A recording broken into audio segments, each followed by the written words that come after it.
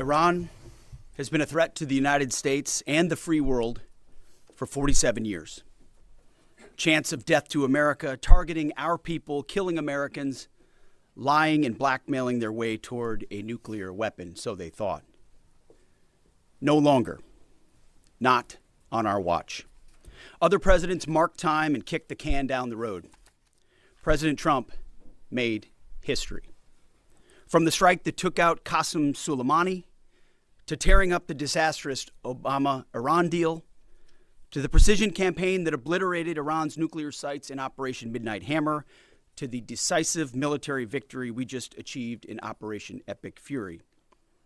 No other president has shown the courage and resolve of this commander-in-chief. President Trump forged this moment. Iran begged for this ceasefire, and we all know it. As the President truth this morning, a big day for world peace. Iran wants it to happen. They've had enough. Operation Epic Fury was a historic and overwhelming victory on the battlefield. A capital V military victory. By any measure, Epic Fury decimated Iran's military and rendered it combat ineffective for years to come. You see, in less than 40 days, one of our combatant commands, Central Command, CENTCOM, using less than 10% of America's total combat power, dismantled one of the world's largest militaries. The world's leading state sponsor of terrorism proved utterly incapable of defending itself, its people, or its territory. We untied just a fraction of our strength, and Iran suffered a devastating military defeat. Together with our Israeli partners, America's military achieved every single objective, on plan, on schedule, exactly as laid out from day one. Iran's Navy is at the bottom of the sea, whether it's the Soleimani class, their frigate class, their prized drone aircraft carriers, submarines, mine layers, sunk.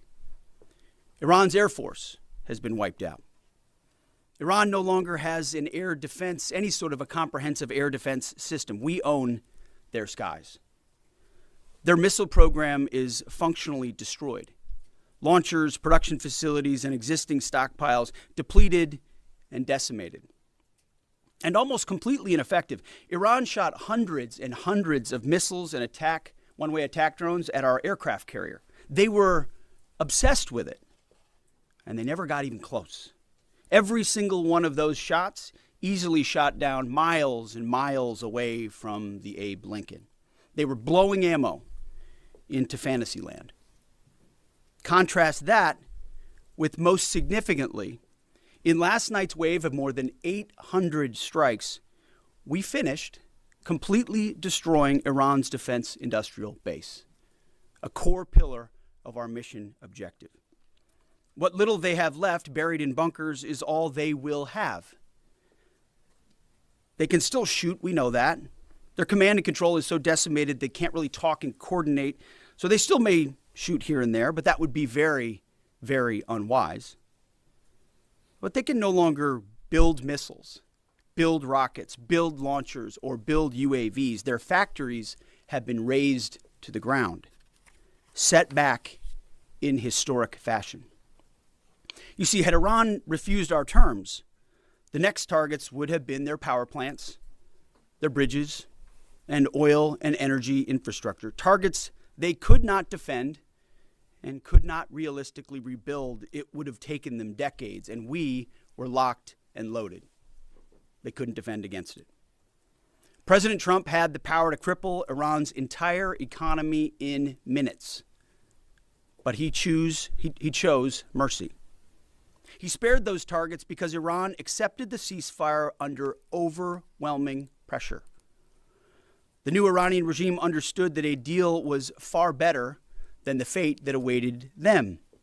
This new regime just happened to look at what happened to their predecessors. Their top leadership was systematically eliminated. The previous Iranian supreme leader, dead. The Supreme National Security Council secretary, dead. The Supreme Leader Office Advisor, dead. The Supreme Leader Military Office Chief, dead. The Defense Minister, no longer with us. The IRGC Commander, dead. The Armed Forces General Staff Commander, dead. The Intelligence Minister, dead. The IRGC Navy Commander, no longer here. The IRGC Intel Chief, dead. I skipped over a bunch, and I could go on and on and on, to include the new so-called new Supreme Leader wounded and disfigured. This new regime was out of options and out of time, so they cut a deal. They know this agreement means that they will never, ever possess a nuclear weapon. Under the terms, any nuclear material they should have will be removed. Any material, they should not have will be removed. Right now, their dust is deeply buried and watched 24/7 overhead. The president has been clear from the beginning, there will be no Iranian nuclear weapons. Period. Full stop. Other presidents said it. President Trump did it. Operation Epic Fury. Less than 6 weeks, clear mission, decisive action, overwhelming firepower, America first, a historic battlefield victory. For decades, Iran killed Americans with roadside bombs in Iraq, using cowardly proxies to do their dirty work while they hid safely in Tehran. They struck our embassies with car bombs and attacked from the shadows, never daring to face us toe-to-toe. They thought they could bleed America with impunity. Well, they just learned the hard way what happens when you try to fight us directly. And even when they got lucky, one time in 40 days, and downed 2 of our pilots, they couldn't hold them.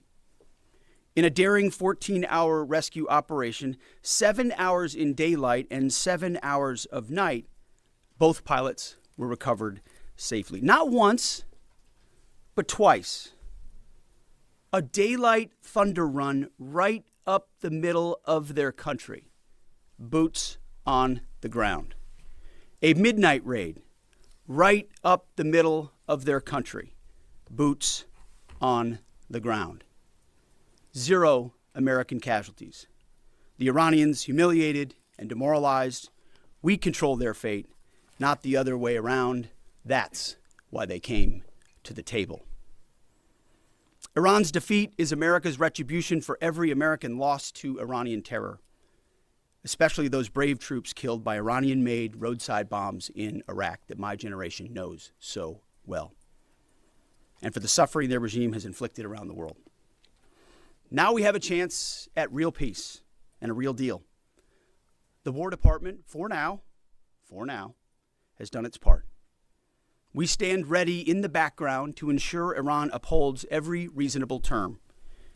And as everyone knows, nobody makes a better deal than President Trump. To the warriors of Epic Fury, I say well done. You're the backbone of our country. Your skill, your bravery, and sheer guts and grit showed the world what America is all about. I'm proud of you. We're proud of you. President is proud of you. Job well done. But stay vigilant and stay ready. To the families of our fallen, your sacrifice was in service of a historic cause, and we will always remember your heroes, our heroes. We will continue to honor them. And to our Israeli allies, thank you for being a brave, capable, and willing ally on this battlefield. The rest of the world and the rest of our so-called allies saw what real capabilities look like. They should take some notes. Our troops, our American warriors, deserve the credit for this day. But God deserves all the glory. Tens of thousands of sorties, refuelings, and strikes carried out under the protection of divine providence. A massive effort with miraculous protection.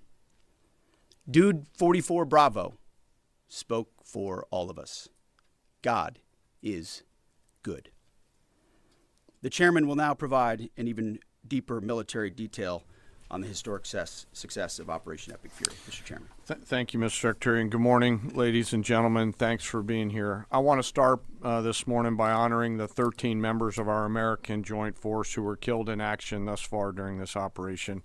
Their sacrifice and that of their families is deeply important to us, and we are grateful for each of them, and will continue to mourn their loss. Their names and their bravery will never be forgotten. On February 28th, the President of the United States ordered the Joint Force to execute Operation Epic Fury with the direction to accomplish three distinct military objectives: destroy Iran's ballistic missile and drone capabilities, destroy the Iranian Navy, and destroy their defense industrial base to ensure that Iran cannot reconstitute the ability to project power outside their borders. Over the course of 38 days of major combat operation, the Joint Force achieved the military objectives as defined by the President. We welcome the ongoing ceasefire, and as the Secretary said, we hope that Iran chooses a lasting peace. But as Secretary Hegseth said, let us be clear, a ceasefire is a pause, and the Joint Force remains ready, if ordered or called upon, to resume combat operations with the same speed and precision as we've demonstrated over the last 38 days, and we hope that that is not the case. I want to congratulate and thank the leadership today at U.S. Central Command, including the Commander Admiral Brad Cooper, the Deputy Commander Lieutenant General Kevin Leahy, the Senior Enlisted Leader Fleet Master Chief Compton, and every one of the component commanders, senior enlisted leaders, and especially the staff down at U.S. Central Command, who does not get called out for any of the credit, but grinds 24/7 to help offer the options that we bring to the Secretary and the President. I also want to highlight the forces in the United States European Command under the command of Alexis Grinkowicz, who protected the western flank in support of CENTCOM. And I want to thank our partners across the intelligence community. Our ability to see and understand what an adversary is doing help us to be as decisive as we must be on the battlefield. And that includes DIA, NSA, NGA, the CIA, and the National Reconnaissance Office, and others. I want to thank the other combatant commands who have thus far contributed along the way to U.S. Central Command. This includes Transcom, Stratcom, Spacecom, SOCOM, and Cybercom, all of whom poured all in support of CENTCOM's efforts. And I want to thank, as the Secretary did, our Gulf partners who fought alongside each and every one of us every day. From the Kingdom of Saudi Arabia, the UAE, Bahrain, Qatar, Kuwait, and Jordan, all who joined us together to defend and protect our people and our assets, and who, if required, stand ready to do so again. And I want to thank my team at the Joint Staff, who work literally around the clock in order to help me offer the options that I must with the associated risks to the Secretary and to the President. They are the hardest working people that I know, and I am deeply grateful for their service. Most importantly today, I want to thank America's members of the Joint Force who've poured everything that they can into Operation Epic Fury, and their families who've worked 24 hours a day for 38 days. The Secretary and I could not be more proud of each and every one of you. And we deeply appreciate the support of the American people, who we know always have us in our thoughts and prayers, and we can feel this literally every single day. As the Secretary said, the United States has devastated the regime's ability to harm Americans and our interests for years to come. Since the beginning of major combat operations, the United States Joint Force has struck more than 13,000 targets, including in that 13,000 more than 4,000 dynamic targets that popped up on the battlefield and were immediately addressed, thanks to the exceptional command and control system and intelligence, acumen, and agility of our Joint Force. CENTCOM forces destroyed approximately 80% of Iran's air defense systems, striking more than 1,500 air defense targets, more than 450 ballistic missile storage facilities, 800 one-way attack drones storage facilities. All of these systems are gone. We've devastated Iran's command and control and logistical networks, destroying more than 2,000 command and control nodes and degrading their ability to target U.S. and friendly forces. It is, and we know this, incredibly frustrating right now to be a lower-level Iranian commander trying to fight your fight. As the Secretary said, the Iranian Navy now lies mostly at the bottom of the Arabian Gulf, and we assess that we've sunk more than 90% of their regular fleet, including all of the major surface combatants, as the Secretary said. 150 ships are at the bottom of the ocean, and half of the IRGC Navy's small attack boats. Joint fires projected from the land, sea, and air executed more than 700 strikes against naval mine targets, and we had assessed that we destroyed more than 95% of their naval mines. And perhaps most importantly, we've destroyed Iran's defense industrial base, their ability to reconstitute those capabilities for years to come. We attacked, along with our partners, approximately 90% of their weapons factories. Every factory that produced Shahed one-way attack drones was struck. Every factory that produces the guidance systems that go into those drones was struck. Their missile defense industrial base is shattered, with more than 80% of their missile facilities gone, as well as their solid rocket motor production capability. It will take years for Iran to rebuild any major surface combatants, as more than 20 naval production and fabrication facilities have been damaged or destroyed, and nearly 80% of Iran's nuclear industrial base was hit, further degrading their attempts to attain a nuclear weapon. Throughout Operation Epic Fury, our joint force struck at the heart of Iran's ability to project power and threaten the United States and the region. And in order to do this, it required the service and sacrifice of more than 50,000 American warfighters deployed across CENTCOM, EUCOM, and stateside. The joint force flew more than 10,000 missions, including 62 bomber missions, 18 of which flew round trip from the United States to deliver bombs on military targets. Each of these missions was more than 30 hours in duration, and we did that 18 times. No other military in the world can do that. And it's a testament to the logistical force that quietly serves behind them. I cannot thank TRANSCOM and the Air Force Tanker and Mobility Force more. Combined with Army and Navy joint fires, we struck more than 13,000 targets. And along with our Gulf partners, we've thus far intercepted 1,700 ballistic missiles and one-way attack drones, defending our forces and our partners in the civilian population.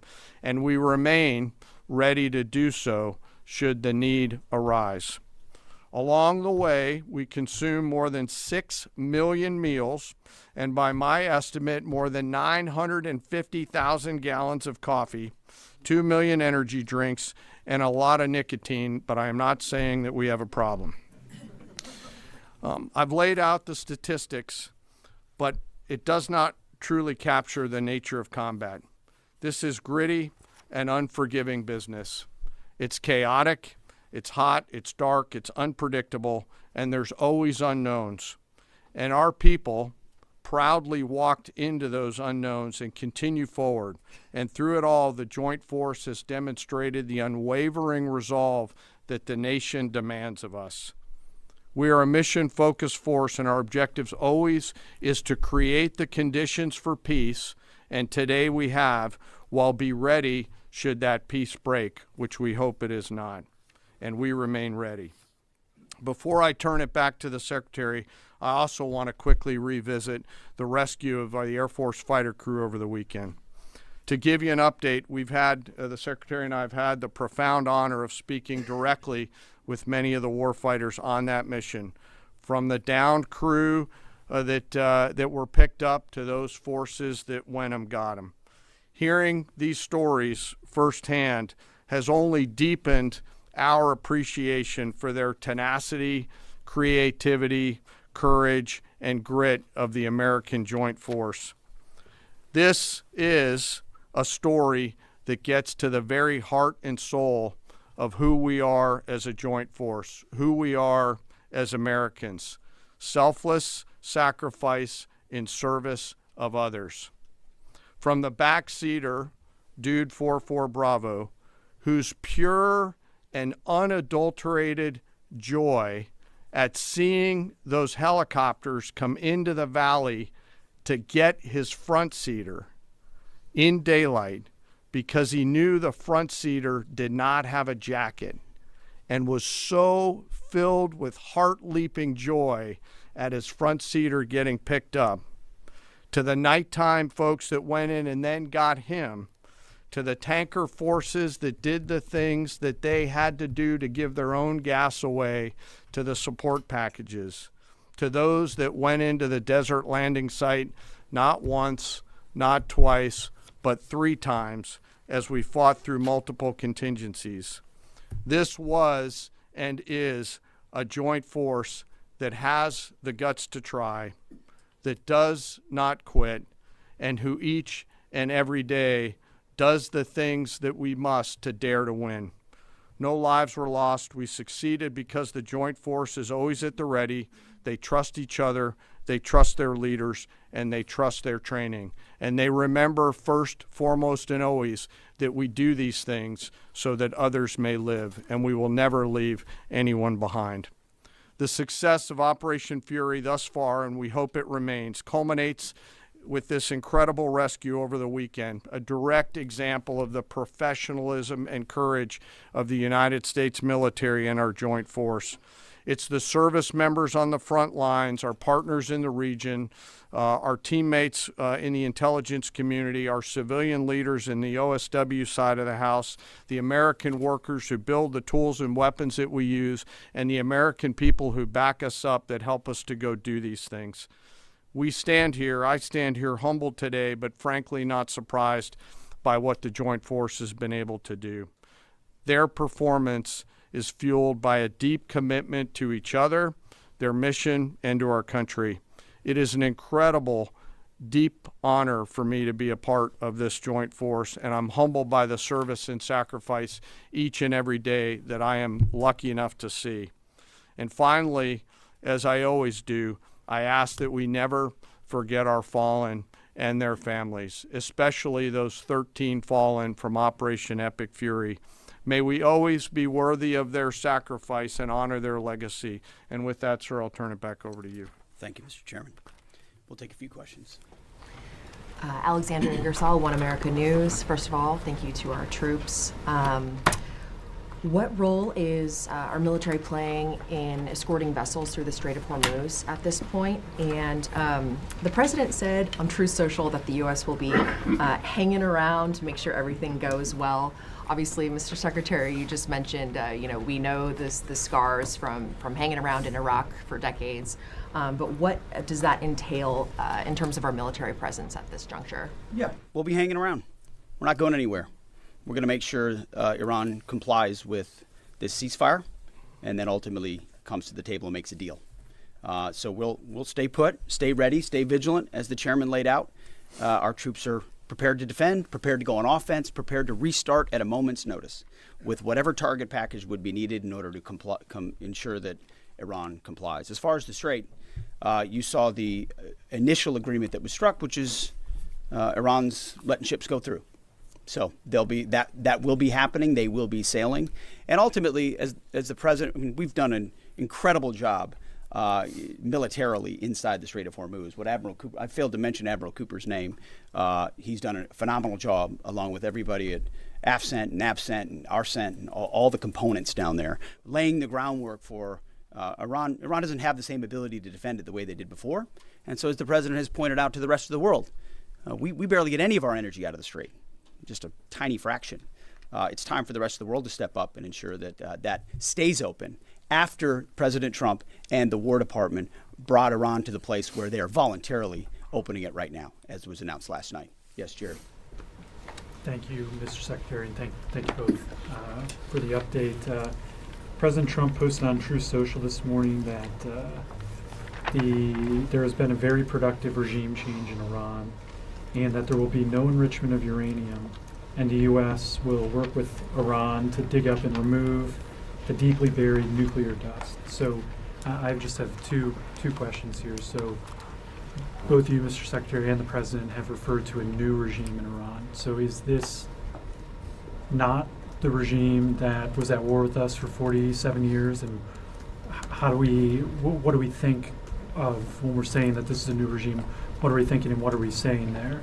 And then my second question is, with any future deal with Iran, is their handing over of all of their enriched uranium and they're promising not to enrich any future uranium a non-negotiable for the U.S.? Well, it's always been non-negotiable that they won't have nuclear capabilities. And so right now it's buried and we're watching it.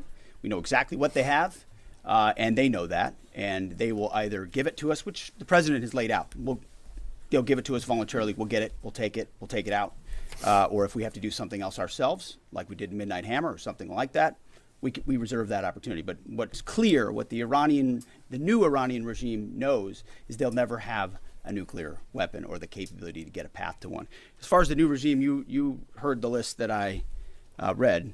It's a new group of people who've seen the full capability of the United States military and has a new calculus about what it means to negotiate with us, hence why they came to the table wanting a ceasefire and the shooting to stop. So this new regime, which the regime has been changed, has a different interaction with the U.S. Right here. Mr. Secretary, thank you. Of course, I was going in front right here. Thank you, Mr. Secretary and General Kane. Mary Margaret with the Daily Wire. Two questions. Iran has said that safe passage through the Strait of Hormuz will be possible in coordination with Iran's armed forces and, quote, technical limitations. What do you believe that means? And then we've also heard reports that Iran has continued striking targets well into this morning. At what point are we beyond a grace period? Are we giving them a grace period? Is there a miscommunication there? What's going on with that? What we know is that Iran is going to say a lot of things. A lot of people are going to say a lot of things, claim a lot of things. What has been agreed to, what's been stated, is the Strait is open.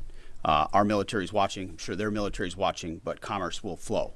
And that's what you saw the markets react to, is that reality. As far as shooting, that we were monitoring it last night in real time. Of course we are. Iran would be wise to find a way to get the carrier pigeon to their troops out in remote locations to know not to shoot any longer one-way attacks or missiles, because it takes time sometimes for ceasefires to take hold. We're watching it. We're prepared if necessary, but we hope and believe that it'll hold. Yes. Thank you, Secretary. Sorry. Thank you. Excuse me. Why are you so rude? Just wait. I'm calling on people. Thank you, Secretary Hudson. Yesterday in the President's Truth Social, he threatened to wipe out a civilization. That statement elicited a huge response in America. If Iran did not come to the table and make a deal yesterday by the deadline, was the President really prepared to wipe out Iran entirely? Like I said, we had a target set, locked and loaded, of infrastructure, bridges, power plants. Remember, this is a terror regime, a military regime. Used all of these things for dual use to fund their military, to fund their terror campaigns. We had a lot of legitimate targets. They knew exactly the scope of what we were capable of. We hit some military targets on Karg, which is a bit of a signal. They can't defend it. And so Iran ultimately understood their ability, their future, to produce, to generate power, to fuel their terrorist regime was in our hands, was in President Trump's hands. That's why they came to the table. He ultimately said, we can take it all from you. Your ability to export energy will be taken away. And the United States military has the ability to strike those things with impunity. That type of threat is what brought them to the place where they effectively said, hey, okay, we want to cut this deal. Yes, right here. Good morning, Mr. Secretary, Mr. Chairman. David Zia, Real America's Voice. During the ceasefire, what do we do when we see Iran rearming, regrouping, repositioning weapon systems and air defenses? And also, have we confirmed the specific model type of air defense or man pads that took down our F-15, and is it still a threat for our patrols? We're still working through the specific details around that particular shoot down. And the crews, when they normally return, go through a debriefing process along with the other members of that flight that were out there. And they'll go back as they always do, and forensically look at what are the tactical lessons learned. Did we sense or see something? Could we have done something different? We do that, as I mentioned in a prior press conference, every single time we take any loss like that, so that we become a quick learning organization. On the other part of your question around the movement of Iranian military forces, U.S. CENTCOM will continue to monitor that situation. They will continue to have a series of response options, and if need be, will come to the Secretary and to the President for guidance and be prepared to do the things that they're ordered to do so against valid military targets in accordance with the normal procedures that we have. I would just note, it's a good question. The more Iran moves forces, the more they emplace forces, the more easily targetable they are for us right now. Remember, we're able to look, we're able to see, we're able to sense. We know so if they try to preposition, they're just creating riper military targets for us to strike should they make the wrong decision at the table. Right here. Mr. Secretary, Louis Martinez with ABC News. First, a question to General Kane, sir. In your personal opinion, were the risks of the Strait of Hormuz being closed because of the conflict, were they mitigated early enough in part of the decision-making process to lead up to the decision to take action against Iran? And in your opinion, is Iran in control of the Strait of Hormuz? We just heard the Secretary say that Iran is letting them ships through, which would imply that potentially it's not just. The Secretary also said that the U.S. That the Strait is open. You did say that, sir. But in your opinion, sir, how can the U.S. ensure safe passage? Mr. Secretary, can you say today that the United States achieved, the administration achieved the military goals that you've constantly delineated? But strategically, is that a victory because of that? And also, you said earlier that the president chose mercy, but you yourself had said 3 weeks ago that we will give no quarter to Iranian troops. How do you correlate those two? And do you think that your comments may have put American troops at risk? No. I try to be nice up here, but you did listen to what I said, right? I laid out the objectives. We believe we've accomplished them, and it's a historic military victory. And President Trump has the option as the commander-in-chief to compel an adversary to the table, which is precisely what he did. And at the end, he chose to say, you know what, I'd rather talk to you at the table than obliterate your capability to export oil and fund your terror regime. So he did make that choice. That was his choice. He was a president of peace, and he's been willing to make those really tough calls that the American people elected him to do. Nothing we've done, not a single thing we've done. This is a typical, of course, it's ABC. Not a single thing we've done has put an American troop in more of a harm's way. We've only set our troops up to harm Iranian military capabilities, which they've done to devastating fashion and to great success. Mr. Chairman, you had a part of that There's a lot in that question. I'd love to take that offline and answer it, but I'm struggling to find exactly what your question was, and that's probably me, not you. Okay, all right. Sorry about that. Mr. Chairman, it was an indictment framed as a question, so you're forgiven for not understanding. Go ahead, please. No, you've had your chance. Go ahead, sir. Thank you very much. I believe so, based on the diplomatic negotiation. So I believe so. It is I always believe nice so. to see you. Yeah, sorry. Mr. Kurd or Rahim Rashidi from Kurdistan. I'm representative Kurdistan TV and Kurdistan 24 today. I have two questions.